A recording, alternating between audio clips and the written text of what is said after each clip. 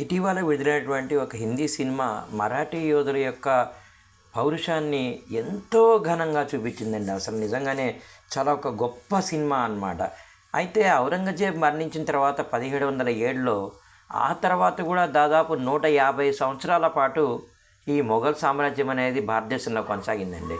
ఎప్పుడైతే ఔరంగజేబ్ అనేది మరణించాడో అప్పుడు అతని కుమారుడైనటువంటి బహదూర్ షా జాఫర్ అనుకుంటా, అతను ఒక 5 సంవత్సరాల పాటు రూల్ చేశాడు. అతను అంతర్గత శత్రువులను ఎదుర్కోలేక రాజ్యం కోల్పోవడం జరిగిందనమాట. వారి తర్వాత మాత్రం ఇక జహాబాదర్ షా అని చెప్పి వీళ్ళందరూ కూడా మహమ్మద్ షా అని చెప్పి వీళ్ళందరూ కూడా రూల్ చేశారు. అయితే 1857లో ఎప్పుడైతే బ్రిటిషర్స్ ఈస్ట్ ఇండియా కంపెనీని భారతదేశంలోకి చిన్నగా విస్తీర్ణం చేసుకుంటూ వచ్చారో అప్పుడైతే ఇంకా మొఘల్ సామ్రాజ్యం పతనం అయితే జరిగిపోయిందనమాట.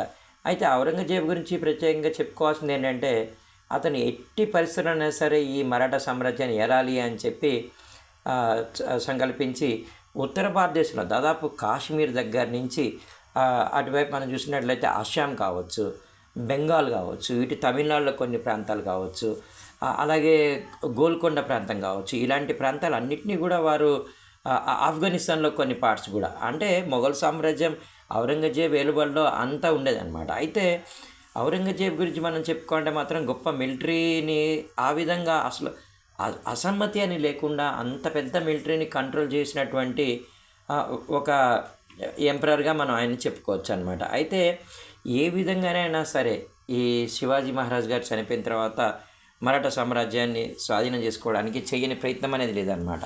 దానికోసంగానే ఆయన ఎన్నో వేల మందిని సైన్యాన్ని కోల్పోయాడు, అలాగే తన ఆరోగ్యాన్ని కోల్పోయాడు. అయినా సరే మన భారతదేశం ఎక్కడా కూడా, మన మరాఠా యోధులు ఎక్కడ కూడా వెనక తగ్గలేదు.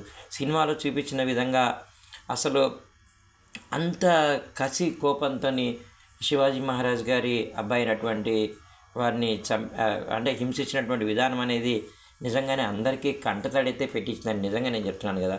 సో ఏదేమైనప్పటికీ ఇదంతా కూడా చరిత్ర, అంతే గుర్తుపెట్టుకోవాలి. చూడండి, ఔరంగజేబ్ సామ్రాజ్యం అనేది ఎక్కడి నుంచి అంటే కాశ్మీర్ నుంచి ఇటు తమిళనాడు వరకు, దాదాపు గోల్కొండ వరకు, బీజాపూర్ వరకు, బీజాపూర్ సుల్తాన్ కూడా ఇది ఇంకా దాచుకోమన్నారు.